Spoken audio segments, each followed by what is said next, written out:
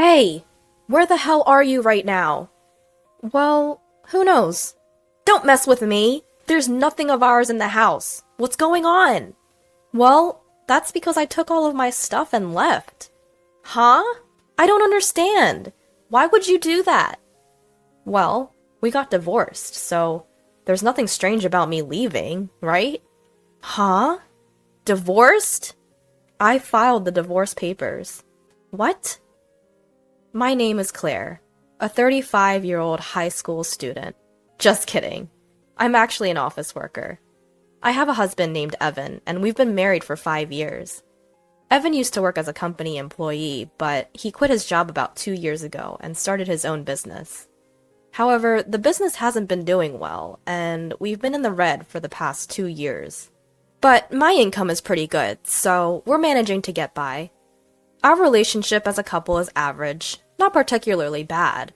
The problem that I feel is the horrible attitude of my mother-in-law and sister-in-law who live in my husband's family home. Every time I meet with my mother-in-law and sister-in-law, they mock my appearance and complain about something. Each time, I feel sad and stressed. My in-laws' home is about a 10-minute drive from the apartment where my husband and I currently live, and my husband often takes me there. At the beginning of our marriage, I put up with going to my in-laws' house for my husband's sake. But their bullying has gotten too much recently, so I've started to talk back. Even so, my mother-in-law and sister-in-law don't back down. And my mother-in-law and sister-in-law, they always try to extort money from me for something. Hey Claire, I have a friend's birthday coming up. I want to buy a present, so could you give me $500? Huh? $500? What are you buying? I'm gifting a trip. I'll be going along too. No, that's strange. It's basically like I'm giving the gift, and I can't afford to give $500. You're really stingy, Claire. What are you, a miser? Seriously, even though Evan supports her. Excuse me, I'm the one supporting him. My husband hasn't contributed 1 cent to our living expenses in the past year. And you, sister-in-law, get a job. You're a NEET at your age. Why does my mother-in-law accept my sister-in-law's NEET status? I wanted to spell out all of these thoughts, but my husband interrupted. Hey Claire, I have a friend's birthday coming up. I want to buy a present, so could you give me $500?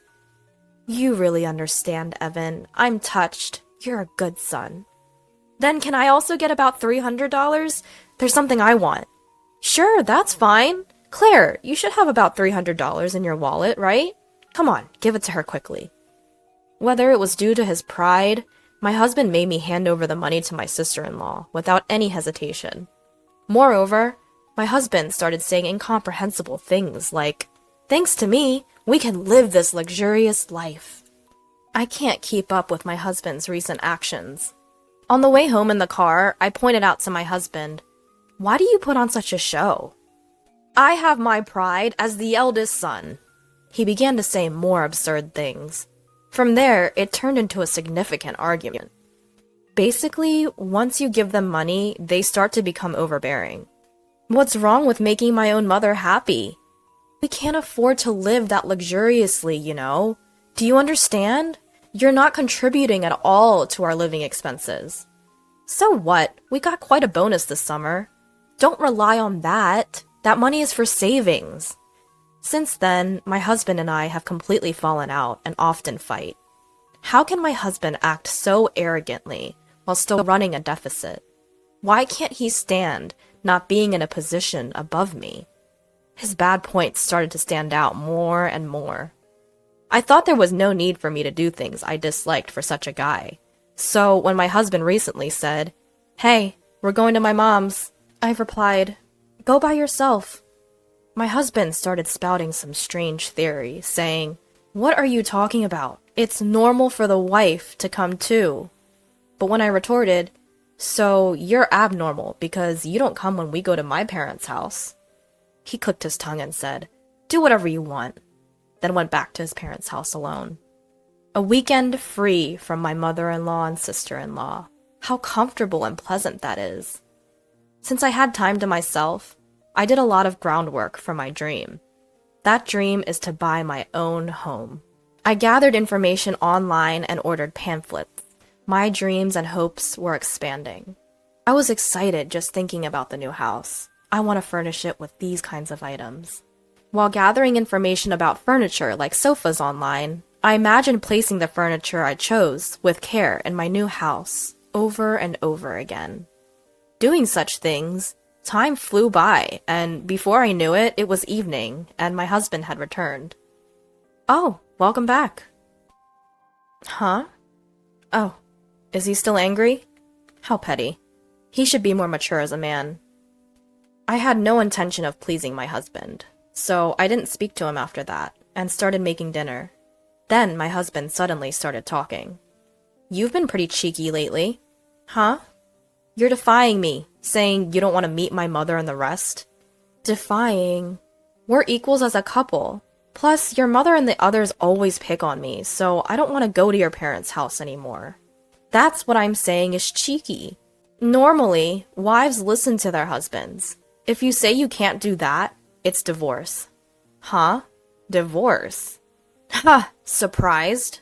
You don't want to be divorced by me, do you? But I'm seriously angry at you.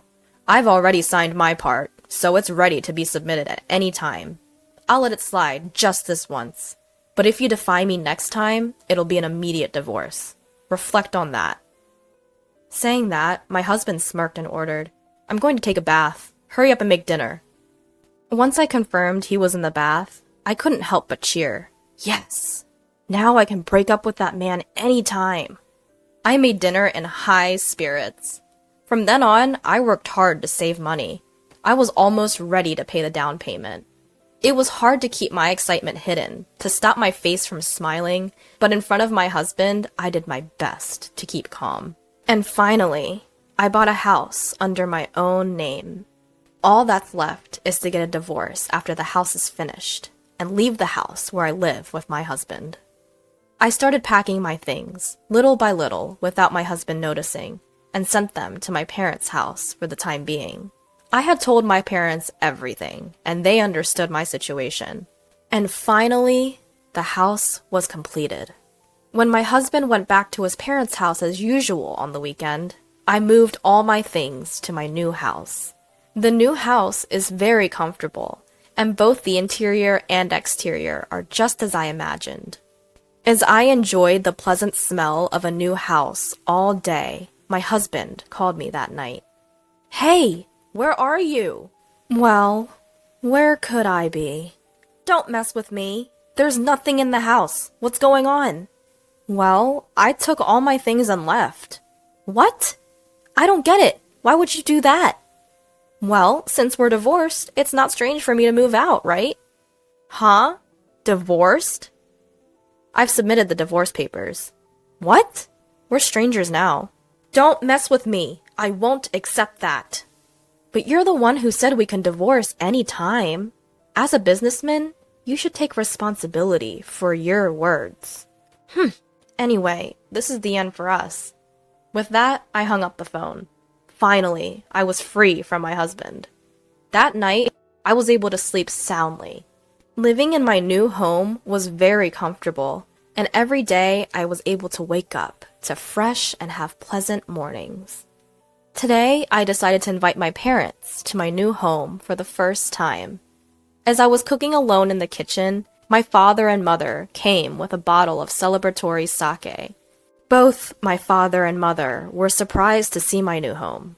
And then the three of us toasted. Even though it was a bit early, we started a party. Suddenly, the intercom of the house rang. Huh? Who could it be at this time? When I checked the intercom, there was my ex-husband, ex-mother-in-law, and ex-sister-in-law. "Why are you here?" "From today, my parents and I will live here. My father is in the hospital now, so when he's discharged, he will live here. Open the door right now." "No way, that's ridiculous. Why would I have to do that?" "Please, leave my property. Immediately." Then my ex-mother-in-law stepped forward. "You cheeky girl. Listen, what's yours is mine. If you understand, open the door." What are you talking about? I'm single, you know." "Huh? Did your son not tell you?" We've already filed for divorce. We're strangers now. What? The ex-mother-in-law and ex-sister-in-law turned to look at my ex-husband. He seemed to be explaining something to them. I couldn't tell for sure through the intercom screen, but he was probably saying something like, "I don't accept this." I said, "Anyway, you can't enter this house. Please leave," and hung up the intercom. Then my ex-husband started shouting through the front door, "Open the door! I want to talk!" As I was wondering what to do to get rid of him, a police car pulled up in front of my house, and they took my ex-husband into custody. The police seemed to have taken him into custody. When I opened the front door, I saw my ex-husband being pinned to the ground, desperately resisting. It hurts! Why is this happening to me?" My ex-mother-in-law and ex-sister-in-law were shocked to learn that their son was divorced and stood there, stunned. They weren't arrested, but they were escorted away in the police car. After watching my ex-husband and his family being taken away, I went back inside the house. I wonder who called the cops. Then my father made a peace sign. In situations like this, you call the police immediately. Trust my always calm dad. We resumed our party with a fresh round of drinks. As for how my ex-husband found out where I live, it seems he followed me home from work. Because he confessed to stalking me, if he shows up again, he'll be arrested on the spot. With his timid personality, he probably won't come near this house again. I also got a restraining order against his family. After that, it seems my ex-husband's business didn't go well, and he's just been piling up debt. With the divorce, the money he and his family had been mooching off of me was gone. And with his father in the hospital, they had no income, so it seems they had to sell their house. It's really a case of getting what they deserved. On the other hand, I invited my parents to live with me in my new home. My parents are very happy, saying I've been incredibly filial, and they are enjoying life in the new home. I want to continue to cherish my parents and live happily as a close-knit family. My brother and his wife were visiting my home in Anchorage after treating me poorly. Electricity is expensive, so we'll live here until spring. Unlimited AC use, how comfy. Bridget, we're borrowing your place for a while, so please leave. Sister-in-law Libby announced.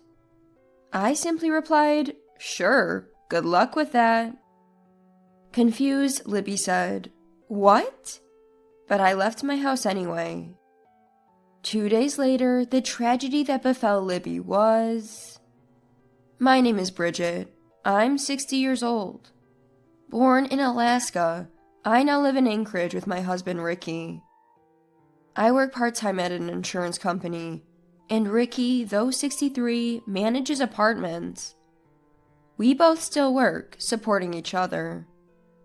I have a brother and a younger brother, neither of whom have children. Ricky is an only child, so there's no one to carry on our family line.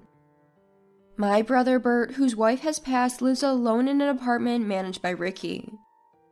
My younger brother Terrence moved to Boston in his youth, and only 3 years ago, at 45, he married Libby, a woman 3 years his junior.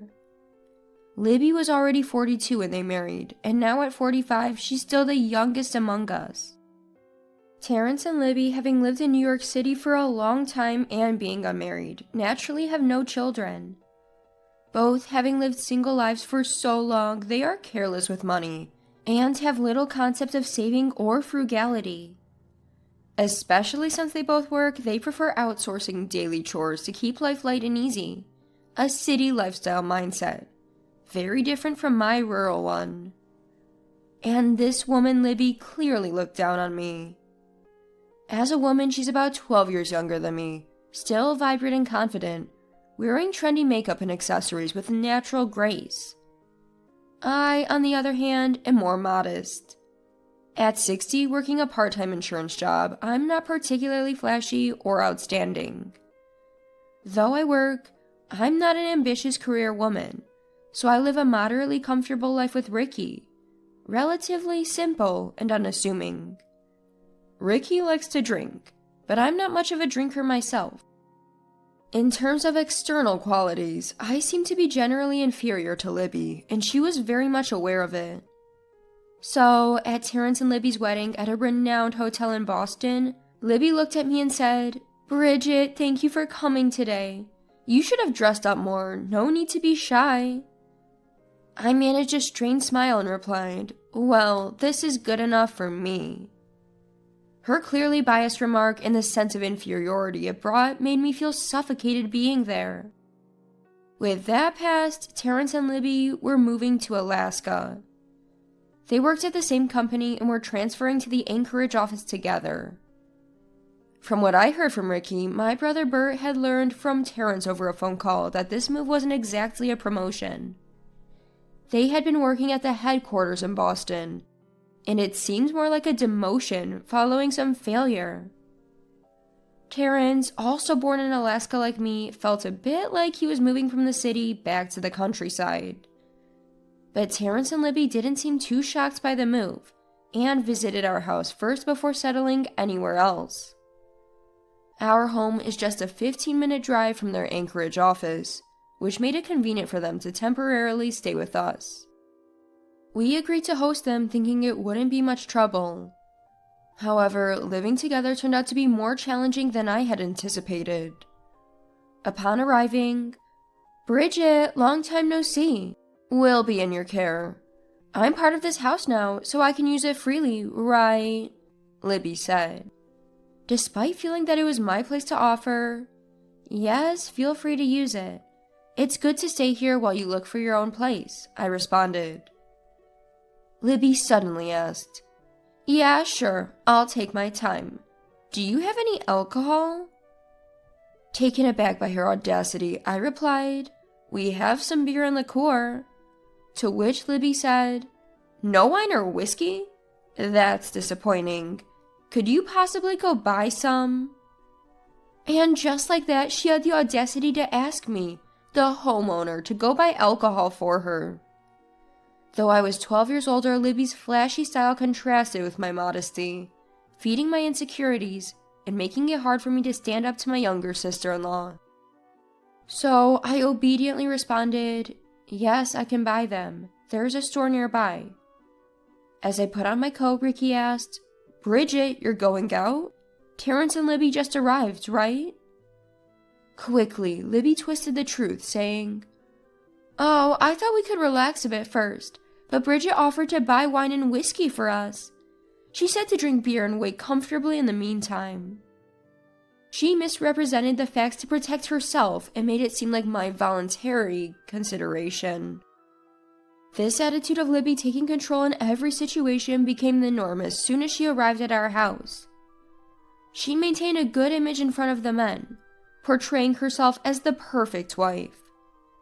I found her personality repulsive, but seeing Ricky and Terrence enjoying life with Libby, I kept my complaints to myself, not even sharing them with Ricky. With Libby around, my weekdays turned into either socializing with colleagues or serving as a housekeeper for the three of them at home, always cooking and serving drinks. Libby's treatment of me escalated. Sometimes in the kitchen she'd say, "Make hot wine today and just whip up something with ham. Can you add that?" She demanded such things as if it was my duty, without contributing to cooking or housework herself. When drunk, she'd come into the kitchen and say, "Look, Bridget, you know what? I'm doing you a favor. There are no children in our family, so technically, I'm the youngest. Eventually, Ricky and you will need my help, right? It's give and take, an investment for the future. We haven't known each other long, and the day you two can move around isn't far. I want you to work hard now. Am I making sense? You understand, right?" Her twisted logic justified her whims, expecting me to comply. Ricky and Terrence, not the type to step into the kitchen, seemed to enjoy having a convenient hostess nearby, oblivious to my struggle. Rather, she made it seem like I enjoyed doing it, so they were under the impression that there was no problem at all. As I cooked various dishes, leftovers accumulated in the fridge, from yesterday or the day before. The type of alcohol they drank changed daily, and with it, their demands for matching dishes. On days when they weren't specific, I served from the fridge, prioritizing dishes nearing their expiration. Libby never complained in the living room, but she'd bring her plate to the kitchen later and say, "Bridget, you're so forgetful. You should know that dishes like these don't go with wine nights like today. We should have prosciutto, crackers, and olives. Maybe you don't understand, having not worked much in an office. A mistake like this would be fatal at work. You'd ruin your career instantly. You should take this as a learning opportunity, considering how sheltered you've been, Bridget." She belittled me, treating me like an incapable worker and a servant, forcing me to redo things. After over a month of this on a bitterly cold day in early February, with snow blanketing the outside, they planned to drink at home again. I prepared dinner as usual. We ate, I washed the dishes, and then it was time for them to enjoy their drinks. As always, I efficiently provided drinks and food, but as they drank more, Libby, who never prepared anything herself, came to the kitchen. "Bridget, I always like this, but can't you be a bit more glamorous and bright? You're so plain and gloomy, it's almost contagious," she said. I was annoyed but replied, "Well, I do wear makeup when I go out for work or shopping during the day, but I usually take it off after coming home early, so as not to disturb everyone's shower time. I guess that's why you see me without makeup often. And yes, I admit I'm naturally plain." I tried to brush it off with a faint smile, but that day Libby was more persistent. "We're staying here till spring because of the high electricity bills. Unlimited AC, so comfy. Bridget, we're borrowing your place for a while, so please leave." So she said. Moreover, it's honestly annoying. I want to have more fun, especially in such a desolate place. You might not understand, she added. I felt something snap inside me and thought, enough is enough. "Sure, good luck with that," I simply replied to Libby. Libby, surprised, said, "What?"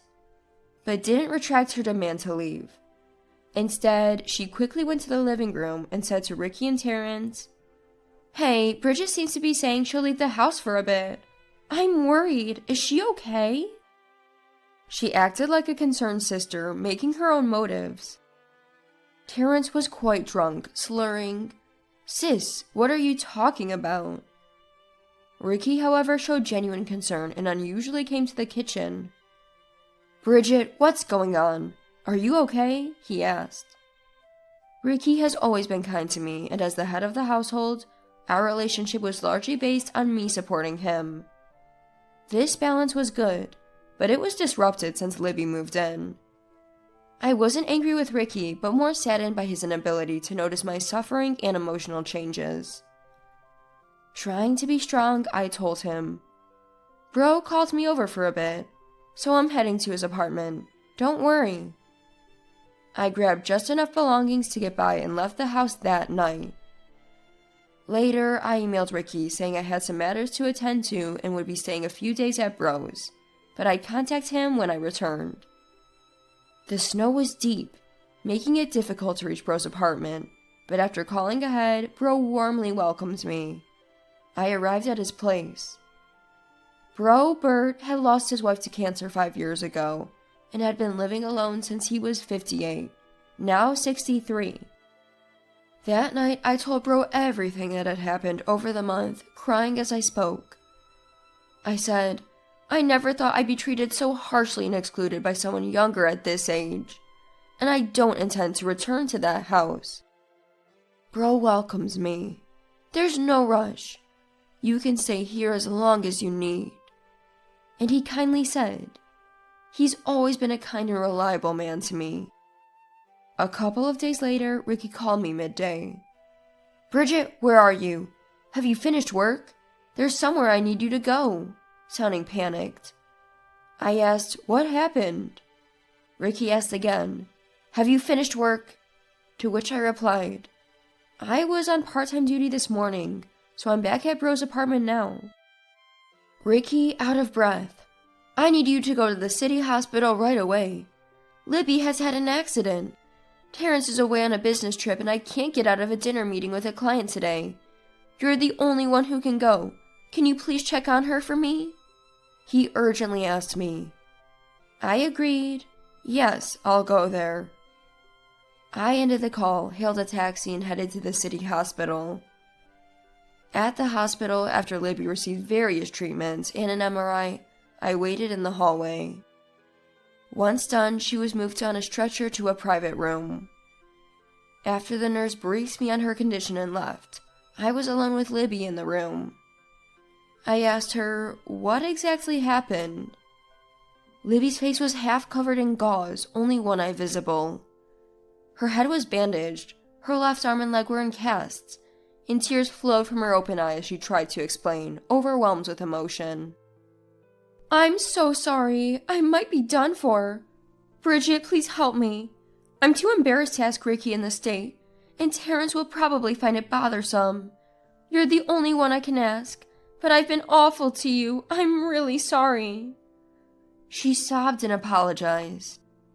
Libby, relax. First, tell me what happened. After composing herself, Libby explained.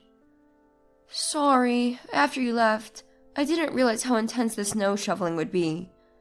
I took the day off as work was impossible, but the next day I had to go. Terrence was away and Ricky left after me. I was already upset doing the shoveling alone, but I had to rush to work on my bike through the snow. I had urgent work from yesterday to catch up on. I took a shortcut through an alley to reach the main road. At a blind crossroad with a wall obstructing the view, a 500cc bike hit me from the right. I found myself face down on the ground, blood on the snow. My nose and cheekbone were broken, and I think I flew off and landed on my left side. My collarbone, left arm, and wrist are broken. My left leg has a complex fracture, which might lead to permanent damage. The biker had minor injuries. I also hit my head and got an MRI, but I don't have the detailed results yet. They said my face might not fully recover. I feel completely broken. Libby explained her story. Hearing the sequence of events, I felt a sense of relief, despite knowing it was inappropriate to feel this way about someone who had been cruel to me, but was now severely injured. It seemed like a form of divine retribution. The moment I left, the household balance was disrupted, and she struggled with the snow shoveling, something typical in our snowy region. Hurrying to work after taking a day off led to this accident, which seemed entirely her own doing. I'm not one for revenge, and that wasn't my intention. However, feeling that Libby needed to take responsibility, I steeled myself and confronted her in the hospital room. Libby, you're really foolish. Who are you apologizing to? I started. Libby, seemingly broken, didn't argue and said, Yes, I know I can't be forgiven. I have no one else to rely on now. I'm in this state, and the doctor said there might be lasting effects. I'm sorry for everything I've done to you. Libby said this with tears in her eyes. What exactly are you apologizing for? I don't understand, I coldly asked. Every day I made you do all the housework, drank every night, and made you cook and buy alcohol, treating you like a slave. I was the worst person. I always tried to look good in front of Ricky and Terrence. It was all for my selfish heart. I was younger, beautiful, and confident I could seduce any man. But now I've lost everything. I'm not beautiful, useful, young, and I can't live without someone's care. And then, I asked. I was determined to let her speak for herself. Libby said, Even so, I still want to live. I can't die looking like this, and I don't want to die, I want to live. So I'm truly sorry for everything I've done. I am really, really sorry. I apologize, I'm sorry. Whatever I can do as I recover from these injuries, I will do anything. So please, help me. Take care of me. I may be a burden to you, but please don't abandon me. I'm sorry, please, I beg you. She continued to confess and plead with me. In the heated room, I opened a window, letting in cold air. Watching the snow silently falling outside, I felt my bitterness and darkness fade away like the snowflakes. I turned towards the window, back to Libby, and said, Never go against me again. That's a promise. Understand? Libby, crying in the background, assured. Of course. I'm truly sorry. Libby said this, and I could hear her sobbing from behind me.